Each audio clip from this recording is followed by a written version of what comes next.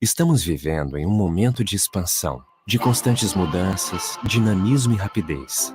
Além das fronteiras ao redor do mundo, existem conexões, lugares e principalmente negócios preparados para expandir o seu conhecimento, educação, cultura, credibilidade, pesquisas, oportunidades, muitas oportunidades. É dentro da internacionalização que encontramos o cenário competitivo que o mercado atual busca e exige. Afinal, algo tão grandioso quanto uma instituição de ensino não merece estar ligado a um só lugar. A era da expansão já começou. Está na hora de ser global. You Experience. Be Global.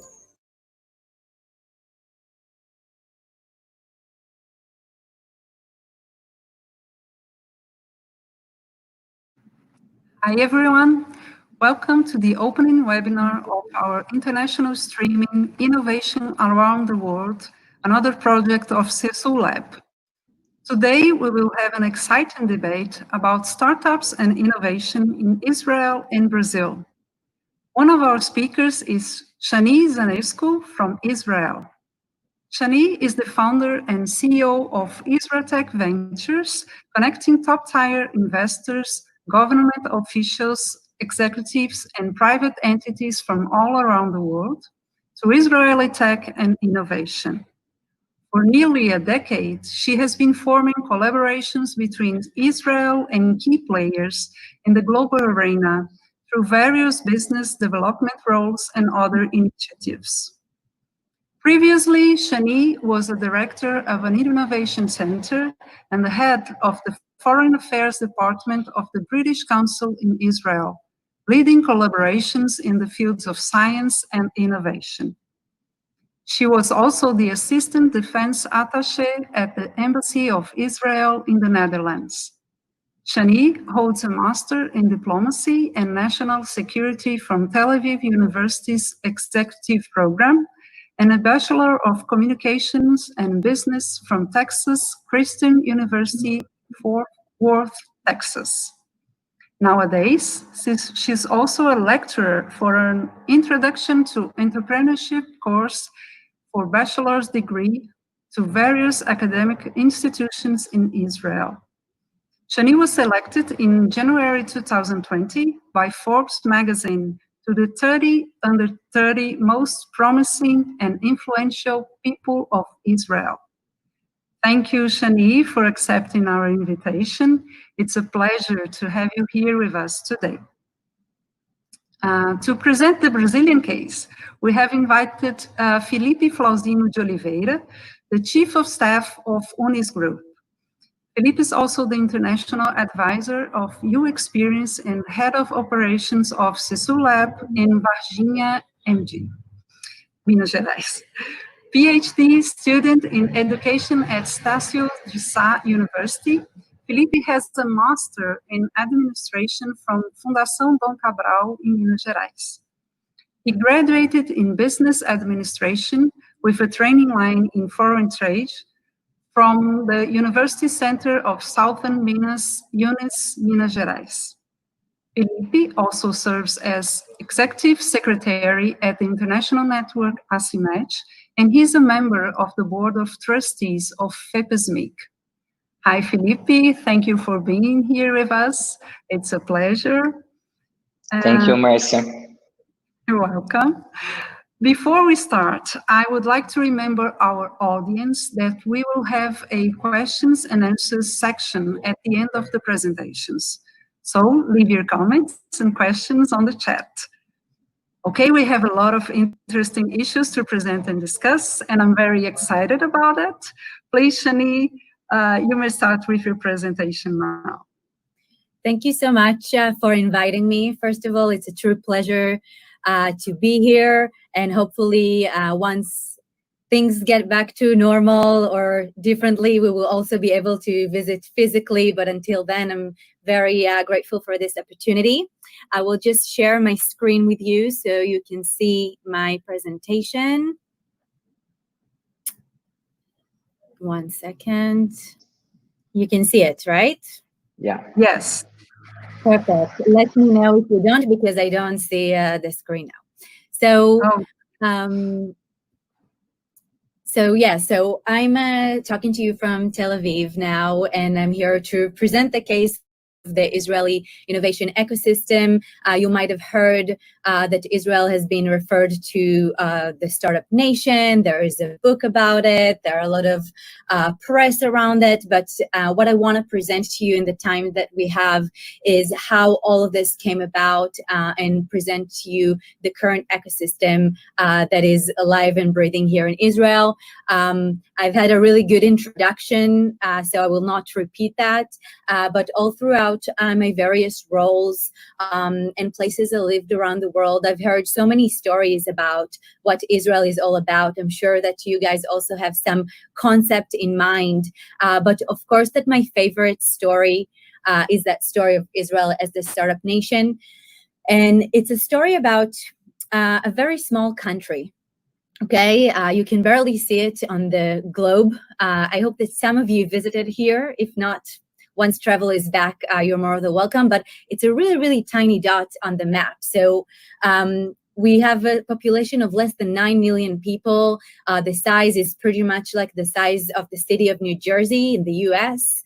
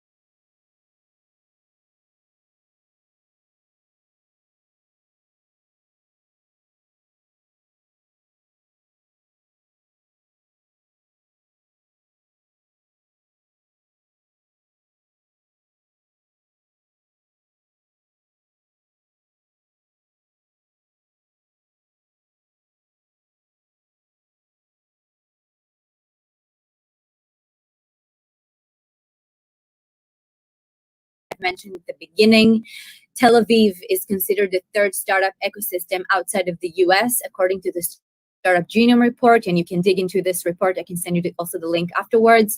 And this is the value of our entire ecosystem, which is pretty high.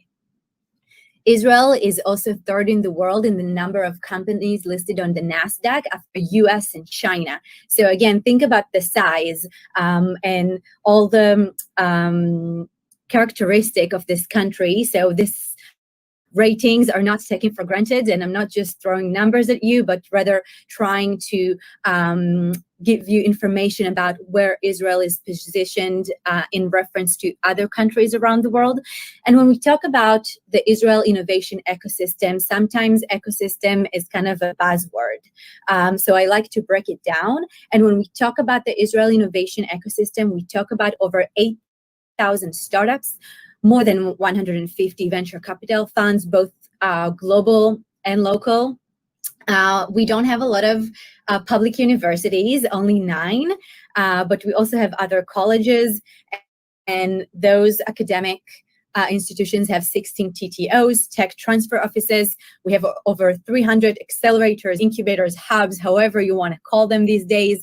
We also have 25 government incubators, which I will expand on in just a bit. And the most interesting number, I think, and other people think as well, is the number of research and development centers that we have here in this tiny country, multinational companies that set up a shop here in Israel. So how all of this has happened, I will try to breeze through it, keep up. I know I speak quickly, but we have a lot of information to cover. So the first element that has drove the Israel innovation ecosystem to be what it is today and give us all these great ratings and the title Startup Nation and whatnot is the very basic thing, the environment. And we all know that also in entrepreneurship, necessity is the mother of all inventions. We see it also now with COVID-19 all around the world. We know that the needs that arise from the ground create the best technologies, the best inventions, the breakthrough technologies that are changing the way we live. And Israel in itself is kind of, this is the story of Israel. Because when it was just established, we needed the very basic thing that a country needs, and that is to be safe. So Israel has established the IDF, the Israel Defense Forces, in order to protect the lives of people here. But this is not what I'm going to talk about today. I'm going to talk about the secondary effect that happens due and thanks to the IDF. It actually created a hub of innovation in itself.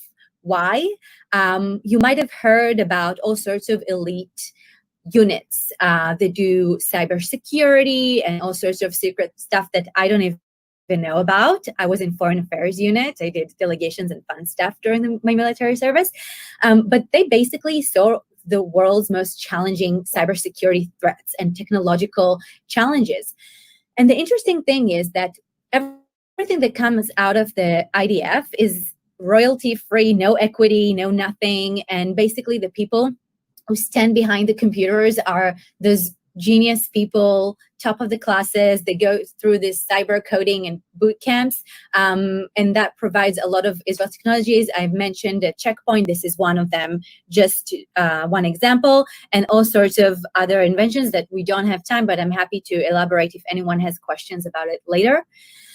And as I've mentioned, we didn't really have anything in Israel when it was just established. And by the way, all the photos that you see are actual photos from Israel. But it basically made people to go into the human resources. We didn't have any natural resources here. So we went into the technological front. Only until recently we found some natural gas, but until then, there was literally nothing. And this is a key element in what turned Israel to be the ecosystem that it is today. It also became from the desert that it mostly is into global leader on water technologies. And this is just a reference to what Tel Aviv was about very long time ago and what it is today. So it really is a story about coming from adversity into abundance and solving all those necessities with technologies. Another element that has been driving the Israel innovation ecosystem is the amount in foreign investments. So we can see that most of the investments in Israel are coming from abroad. This rate actually already from very recent report has turned into 80-something%. And most of the investors here are coming from the US and other countries. Only 30% of capital invested in startups is Israeli. So this is something that is key. And you will also see that foreign investors are really confident in investing their own pocket money into Israeli startups. The third element will also answer the question that you might ask now, why there's so much foreign investment in Israeli startups, and is the government investment and attention, I would also like to say, in investing in innovation and promoting it, and also bringing all of this hundreds of R&D centers to Israel. And this is a quote already from the first Prime Minister of Israel, who envisioned, I don't know if it was his plan or just a dream, that everything that we do here will be based on science, research, and the best of technologies. And this is indeed what happened. Already in the 90s, the chief scientist office here in Israel realized that in order to attract, to make the high-tech scene flourish, they must attract foreign VCs and investors to Israel. So they initiated the Yozma Fund. It's a governmental initiative that is matching the funding that each foreign investor is putting. We also have chief scientist incubators spread all throughout Israel and still exist, 25 of them. And we also have the Innovation Authority, which is, I'm not sure what is happening in Brazil. I would love to hear, but here we have an actual governmental office that is in charge to write the policy on innovation, giving out grants, and kind of navigating this whole thing. Israel is rated second in the world in the percentage of GDP spent on R&D, so it's a leader on research and development, right after Korea, which is 4.3% of the total GDP, is quite a lot to invest in research and development. But as a result, we see that 50% of all investments in R&D are actually happening in Israel. We have 20 new ones every year. We have about 368 of them now. So Amazon, Booking.com, Google, Facebook, really you name it. You can see all the tiny logos. I'm sure you know all of them. And these companies are not just setting their R&D centers, they're also acquiring Israeli companies. Everyone wants just a bit of what is happening in this ecosystem. This was not the case 10 years ago. You can see the difference in the countries that were interested, in the sectors that have established R&D centers. The picture is completely different. And now we're going to stop and ask why. And usually I have a response from the audience, but I will just give you the answer now. It's because of the talent that we have here in Israel, that ironically is also a huge gap that we have here, because everyone is coming to get the Israeli engineers that will work in the R&D centers. And I'm going quickly through these just so we have enough time, but the Israel Innovation Authority is really trying to solve this challenge because we want to continue to have global companies coming here. It provides the startups with a huge advantage that they need. Another challenge is the diversity. I will not dig into that. And the fourth element that has been driving the Israeli innovation ecosystem is, of course, I'm sure you have something similar, is the attitude and the culture, right? Every country has their own unique attitude and culture. And in Israel, for those of you who haven't been here, and for those of you who have, you'll probably agree with me, people usually agree with me, is just a culture of daring and breakthroughs and just constantly thinking outside of the box, bringing disruptive creativity, this entrepreneurial spirit, risk for appetite, and very accepting attitude for failures. So people really speak openly about their failures, and research shows, and I teach it also in my courses, that talking about your failures and just kind of owning them is really, really essential when you're establishing your own venture and going to raise capital from investors and whatnot. And another thing that is very exemplifying of the Israeli culture, and now we're going to learn two Hebrew words. The first one is chutzpah, which you might have heard. It doesn't really have a translation, but it has been translated as being daring, gutsy, kind of bold, almost rude, but not really. And just kind of breaking away from norms and just daring to ask that question, daring to, approach that investor, do things that are completely, again, borderline crazy. This is what chutzpah means, and a lot of people refer to it as a key ingredient in the Israeli tech scene. In another word, the second Hebrew word that you will learn today is balagan, which has a translation. It means messiness, not following the rules. And it's really frustrating when it comes to bureaucracy here, but it's actually kind of an advantage when it comes to the tech industry. Even the World Economic Forum has defined balagan as one of the skills for the future, as it promotes creativity, problem solving, and independence, which are key characteristics of successful entrepreneurs. You kind of need to know how to live with ambiguity, uncertainty. I'm sure that any of you who have their own businesses or are entrepreneurs know what I'm talking about. And I personally think that, to me, those skills of learning to navigate in this balagan mess really help also during challenging times like this that we have now these days. So we talked about 4 key elements. And the last one is actually my favorite. And it's also the reason why I choose to live in Israel, even though I lived in the US and in the Netherlands, and I'm just kind of can find a home any place that I go. Still, the 5th element is something that I truly love. And it's, of course, the Israeli people, which we touched on. And the Israeli people who are affected by their mandatory military service. So even if you haven't served in an elite unit and solved a cyber threat or challenge, you do something for 2 years, and it really provides you with soft skills like maturity, challenging hierarchies and whatnot, skills that go with you all throughout to wherever you go in your lives. Israel is also, it was established as the land of the Jewish people. So we have people who came here in the 40s and in the 50s from literally anywhere around the globe.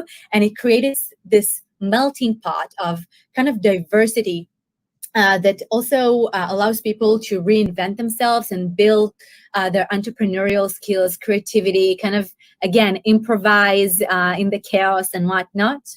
We also, because we're such a small country and because of the military service and because of everything that I just told you, we have a first degree of separation, meaning anyone literally knows everyone. And it's true. We can get to anyone, basically. And it's really helpful for entrepreneurs, right? They can get to that investor that they want to reach. They can get into the CEO of a multinational company that is sitting here in Israel within 2 WhatsApp messages or emails. It's just making lives so much easier. And something that I truly love about working with Israeli entrepreneurs is that passion or compassion to not in a cliche way, make the world a better place, but rather just make this world a world that is interesting for them to live in. They feel like they're doing something that is impactful for them, no matter if their startup is providing water to hungry people in Africa or doing e-commerce or is a medical device. Everyone is really, really passionate about what they do and truly believing in the world that they're creating around their inventions. And it's pretty contagious, to be honest, and it makes you want to be the same. And this is just a quote of former president that we have here, that if you've met Israeli people, I'm sure you can identify with. And just to recap, these are the 5 key elements that I've identified that have turned Israel to the interesting innovation ecosystem that it is.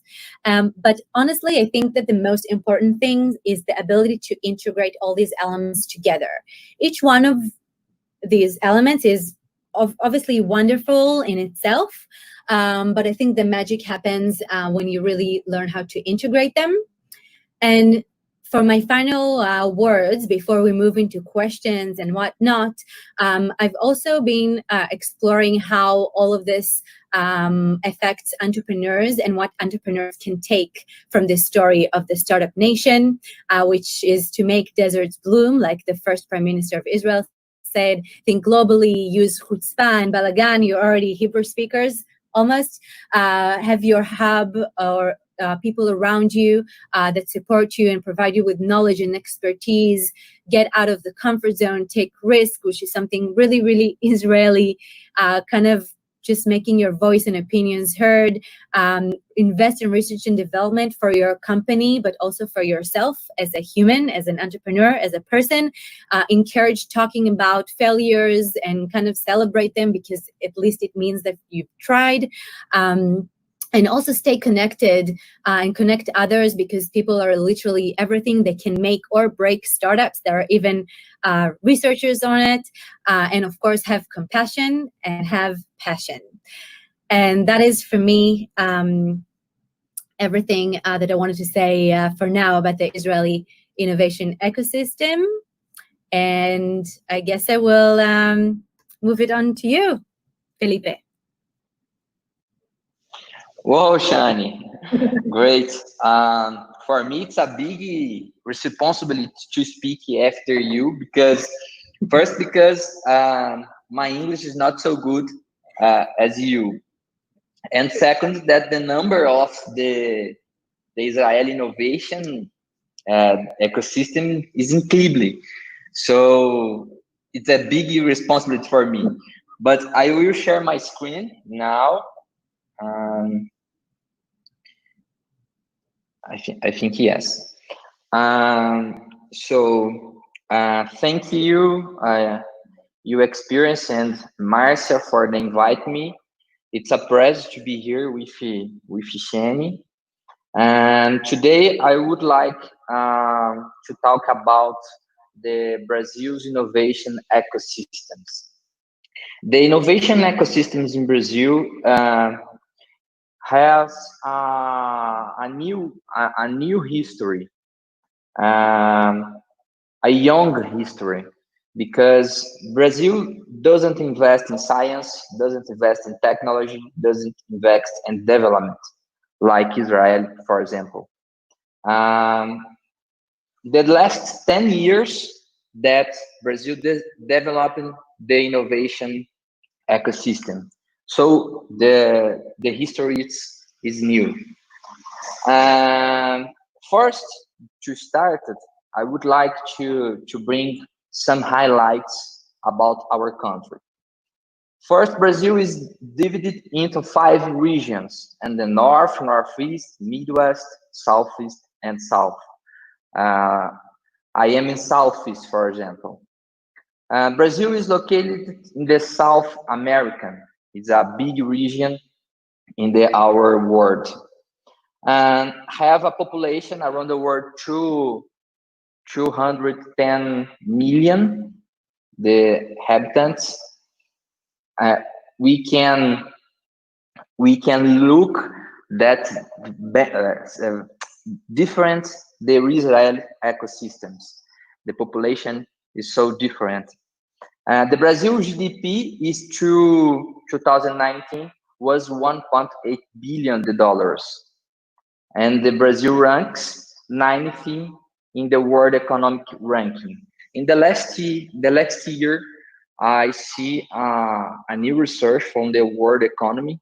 The Brazil representing 1.5% the economy of the world. So it's good for comparing another countries of the South America, but it's bad when I comparing another countries, for example, Israel, United States, China, and India. So it's different. These numbers can improve, can grow. This map show our daily, our region, the different region, different characteristics, different products, and our country. This economic activity, we have agriculture, we have industry, we have mines and deposits. If you look the southeast, for example, where I am, the agriculture predominates it's coffee and sugar cane, and for example, cocoa too. When I look the industry, we have food processing, we have iron, steels, we have cement, we have petrol. So we can look that very different products, different industries in the same country. This is a diversity, the Brazil. So why innovate? Why is necessary to innovate? Like I said, they started. Brazil has many difficulties to innovate. Our main difficulty is national mislead of the global competition hubs, lack of the public and the private planning bureaucracy. Our tax system, it's so bigger. Hypertrophy of the controls, because we don't invest in science and technology, for example. And here in Brazil, unfortunately, penalization for failed entrepreneurs.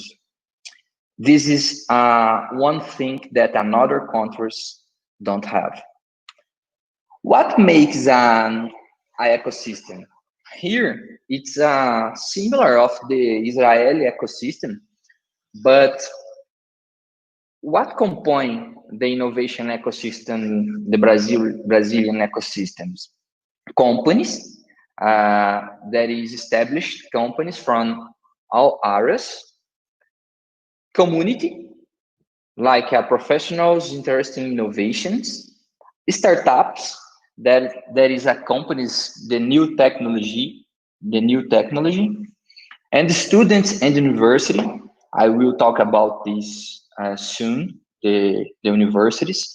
That projects that are born in universities in Brazil is very common.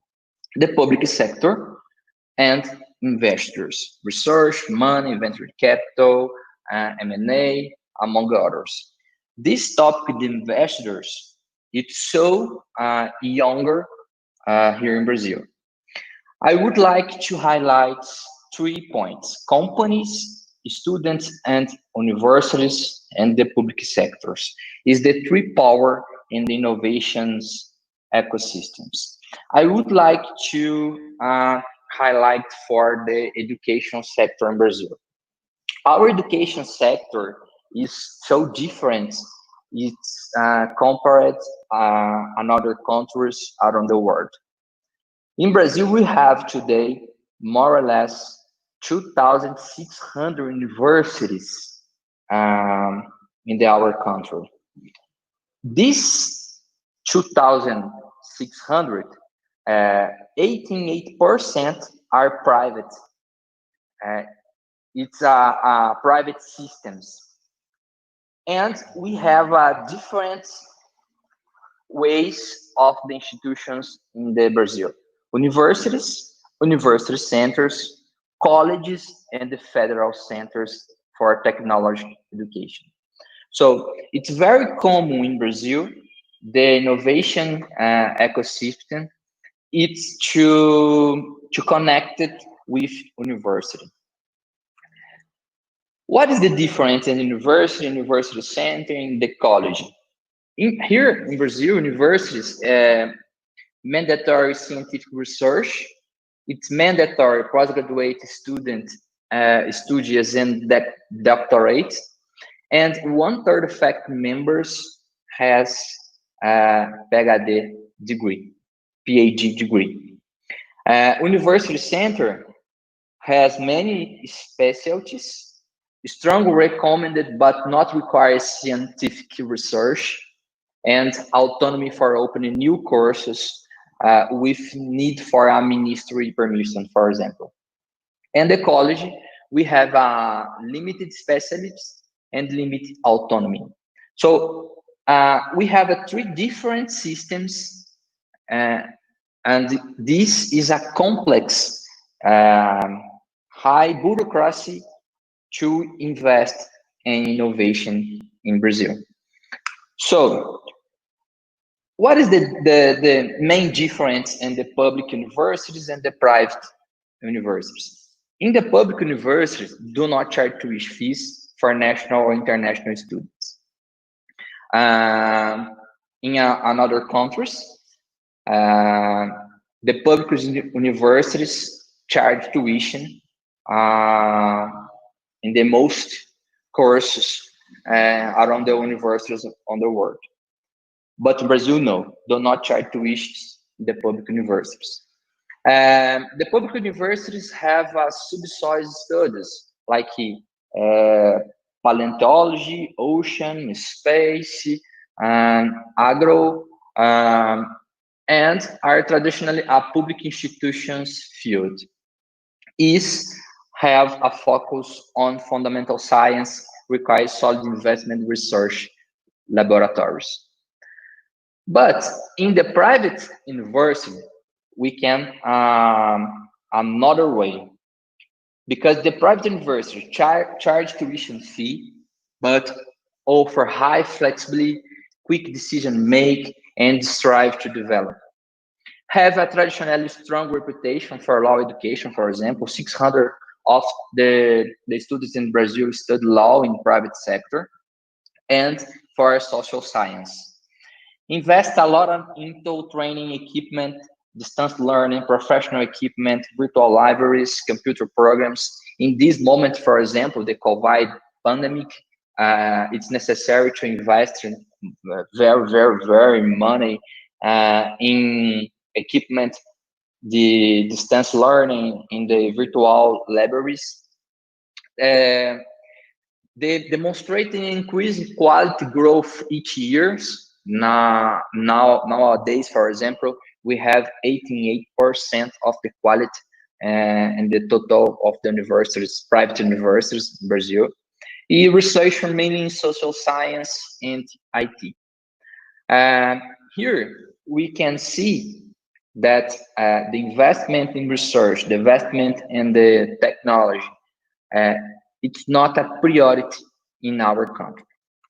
So it's very important to say, when I comparing another ecosystem worldwide, we have United States, China, Israel, the shiny look for us. I had the opportunity to travel around the world in the last 5 years. I had the opportunity to visit the United States 2 times, China, Israel. I went in Israel in 2018, and it's wonderful way that the connect in the university and the public and the students and the startups, the companies.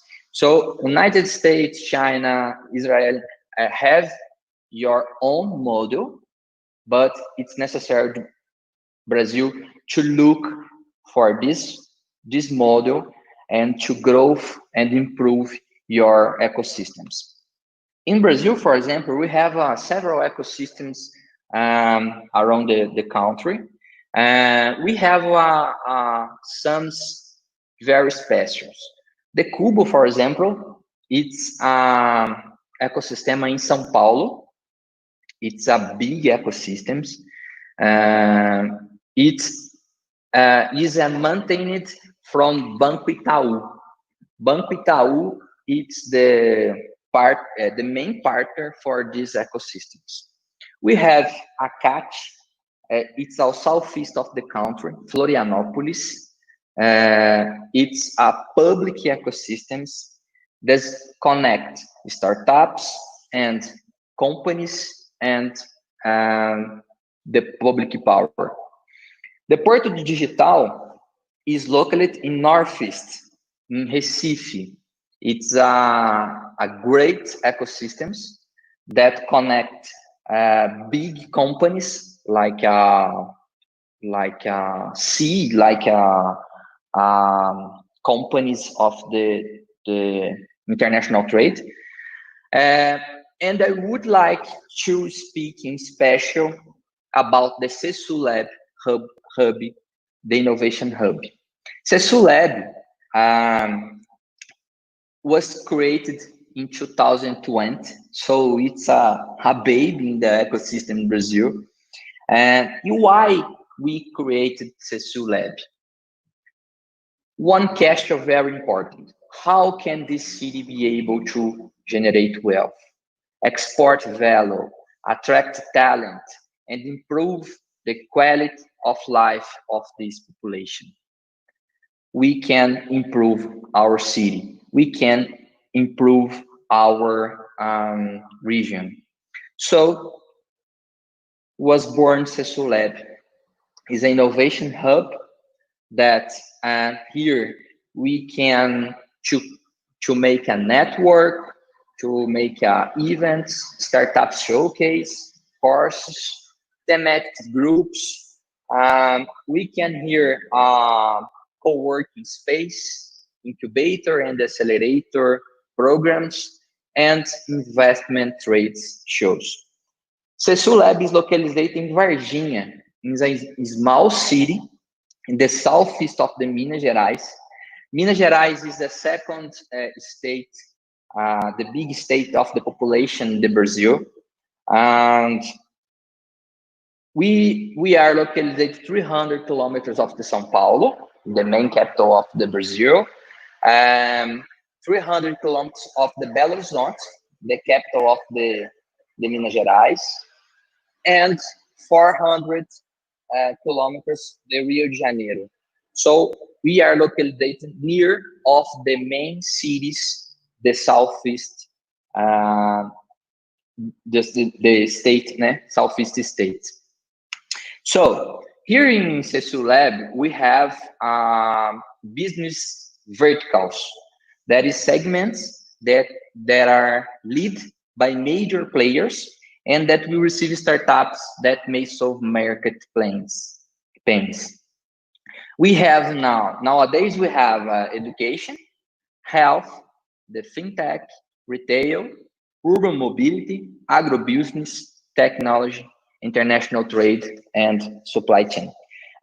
These 9 companies together have, I think, is like 5 billion reais per year together.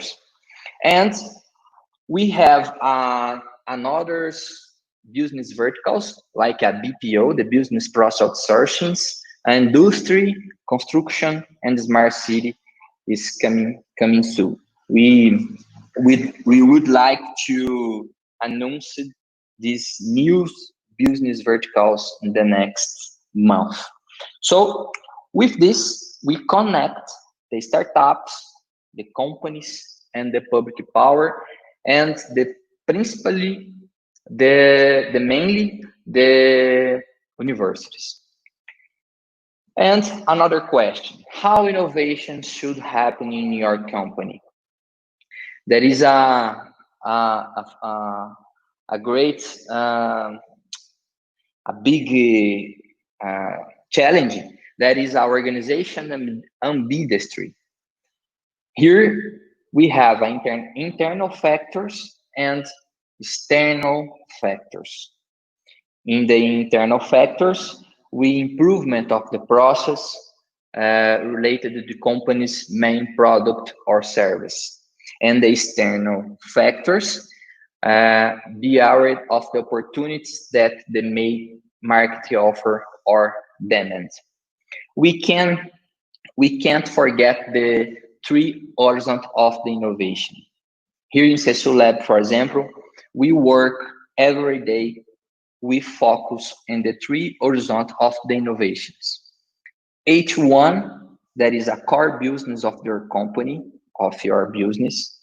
H2, emerging business, the incremental innovation, and H3, the moonshots and the disruptive innovation.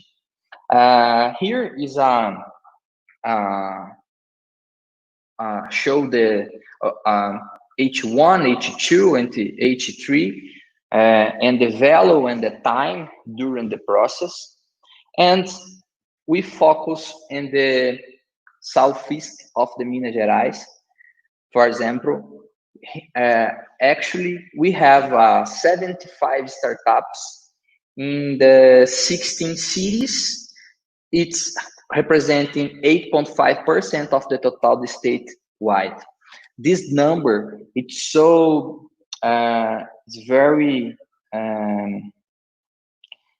comparing another country, another states, I think we improve these numbers. In Varginha, for example, my city, we have 6 startups that receive investments, another the banks or the funds. Cresça Mais, for example, is an education platform. iPass is an events platform. Simplifica Fretes is a logistic platforms. So we can improve our number if we connect with another ecosystems. So I hope to connect the CESU Lab, to connect the southeast of the Minas Gerais with Israel ecosystem and, for example, another ecosystems to make a good things. I have a proposal. We would like to build innovation the world through people. I love people. I think is the challenge of the world can be resolved for peoples. Thank you for invited.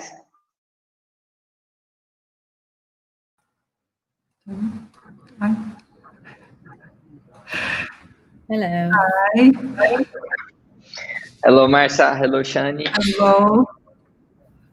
So we are back live now. We had a recorded presentations, and now we are back to answer the questions and answers.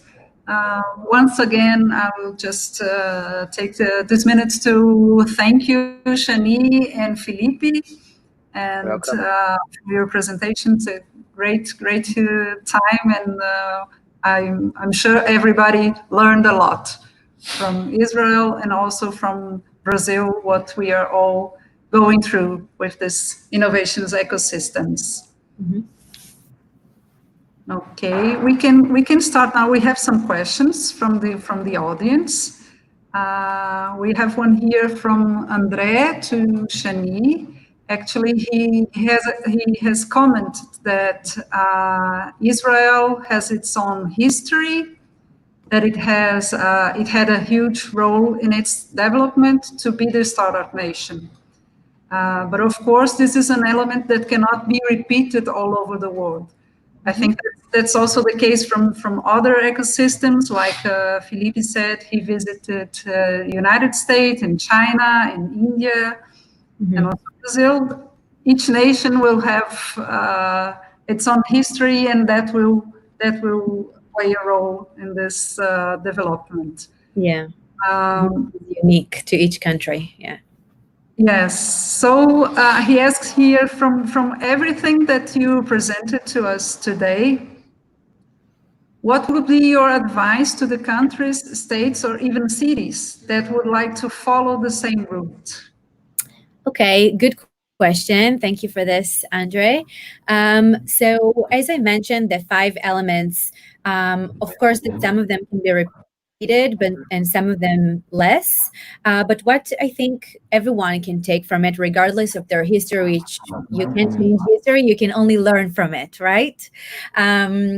Is first of all the government involvement, and I'm sure that some of you will be somehow involved in the public sector, in your own municipalities or cities or your own ecosystems, and I think it's really really essential that the government is involved, and not just involved saying that they promote innovation. Okay, everyone loves innovation, but actually give money to the startups and provide them with opportunities and kind of guide through their innovation policy. What are the necessities of your own city or municipality or state or country, and according to that come up with innovation initiatives, and also be able to provide funding, because what startups need most usually is money, and then they either fail or succeed, but they have to at least try.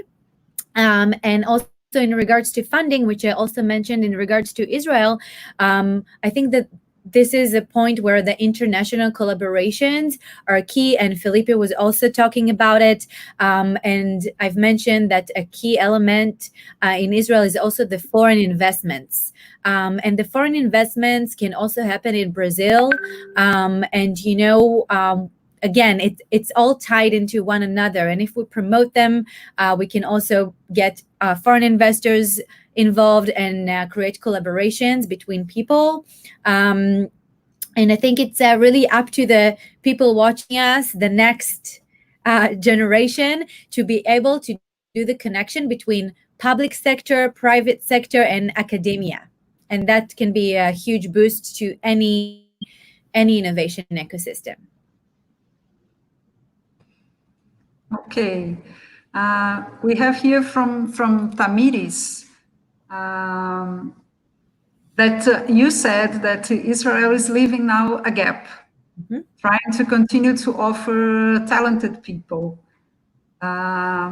And how is the Israel Innovation Authority managing to solve this challenge? I think you mentioned that they are trying to solve this. Yeah, so I can give you really short examples of what the Innovation Authority is doing, and it is a challenge. And, you know, it was important for me to mention also the challenges for you because nobody is perfect. This is not a perfect case, but like anything, we can learn from and take it to our own place. So the Israel Innovation Authority, in regards to the talent that is lacking and create a huge gap because all the R&D centers of all the multinational corporates are coming here, it creates a huge gap. So one example is they're funding a boot camp for 50% engineering graduates and 50% anyone who wants to join, and they train you in a very intensive boot camp and then help place you in one of the R&D centers. Another program, which is a $196 million program, is to promote more people to go and study engineering. So going into the academic level already when students are young and deciding what to go and study. So they offer them scholarships and campaigning for it. And the last thing that was just issued last summer was an entrepreneur visa. I'm not sure if you guys can apply for it. You can check it on the website. I'm not from the Innovation Authority. But it basically provides international people from everywhere. They don't have to be Israeli or Jewish, just anyone. Apply for it and come to Israel, get a grant, and work here in one of the R&D centers for 24 months, which is not bad, right? So these are just few examples, and they're continuously working on it.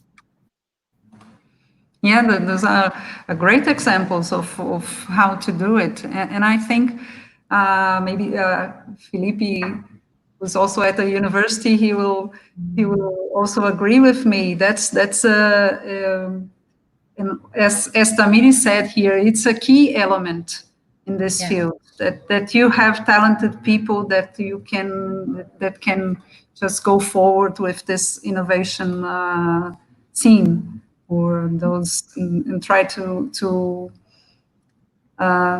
overcome these challenges. Mm-hmm. Yeah. Okay, now we have a question from Tiago. The main difficulty of Brazilian ecosystems is the culture of innovation, but it's changing. Thus, the coming of foreign venture capitals will open the minds of Brazilian governments, in your opinion? I think that's for both of you. If you think that's the coming of this money that Shani also said that's so important, that this can give this push. So, how I said in my presentation, the Brazilian ecosystems, it's so new. It's our history. It's was new. So I think is the Brazilian now. It's a good area to invest in new technology, in new projects. So another countries like United States and China, for example, invest in new projects here in Brazil because the peoples want to make happen. The peoples want to change this scenario. So with this, our culture of the innovation starts to change year by year. So I think it's these investments, for example, the venture capitals in startups, in another companies. It's very important for us because help us growth our ecosystems and create new opportunities to peoples and startups and companies to make a new projects and help the development of Brazil. Okay, we have still some questions here. One from Diego, and he's asking for both of you. We have seen a lot of differences between the Israeli innovation ecosystem and the Brazilian one. How do you think it may be possible to approximate these two realities? Good question, Shani. I'll start. Yes, but I think that the differences can also complement. So, if Israel is extremely small, it's even in the basic things like the size of the country and the cultures. So I think if we look at it from glasses of how we complement what we have and not how we're different. So first of all, it's a good starting point. And I know that, for example, one way that we can collaborate is for Israeli startups to work with Brazilian corporates and companies, because what we don't have in Israel is the market. So you will see a lot of Israeli startups very early on going to the US market or China. And actually, I see in the Brazilian market a huge promise. For example, in Israel, we have very successful agriculture companies, and Brazil can be an amazing site for them, and they can find customers there, and Brazilian corporates can use Israeli technologies. So I think if we take on this direction, it can benefit both sides. It will be a win-win. And also from the governments, and from what we've heard from Felipe here, maybe we can learn from from one another how the governments look at it. And also there are a few governments around the world that have adopted the models of the Innovation Authority and the Yozma Fund, which was the one in the 90s. A lot of countries have adopted this model. So I think we can discuss a lot of it, but I would actually start with the startups working with Brazilian companies. That would be amazing for them, and they're looking for it. Yes, it's true, because we are very different in many things. The Israel is a small country. Brazil is a bigger country. The number of the inhabitants is so different. But at the same time, we have one thing in common. We are a creative people, willing to make things happening. And I hope that Brazil can learn how to Israeli to invest in the startups and in technology and the innovation culture, and and the mailing, I think, and the development of the science and to invest in universities too, because the private university in Israel and the public university in Israel is so different, the systems in Brazil. I think is this a great secret to growth like Israeli ecosystems. Mm-hmm. Yeah. Yes, when Shani was saying about those two Hebrew words, kutzpah and balagan, I think. I don't know if I said it correctly. Perfect. But I was thinking that that's something that we have here. So I could say that our people, as Felipe said right now, it's very creative and innovative and also willing to do this step. So I think it's something that we have in common. Yes. I have here another question from Thiago. He's asking Felipe, how the south of Minas Gerais have a really innovation growth potentials? Is the geographic position in the country one factor? Of course, I think yes. South of the Minas Gerais is near of the São Paulo, near of the Rio de Janeiro, the main capitals of the Brazil. São Paulo, for example, is located the most numbers of the startups. So I think is a good thing for our region. And the south of the Minas Gerais is a stronger region, the service sector. So we have here a dry port, we have here airport, and the agriculture systems is so stronger. So I think that these factors, it's a good to growth the potentials in the Minas Gerais. But we need to improve more. Yeah, we are baby steps. We are coming. Yes, step by step. Step by step, yes.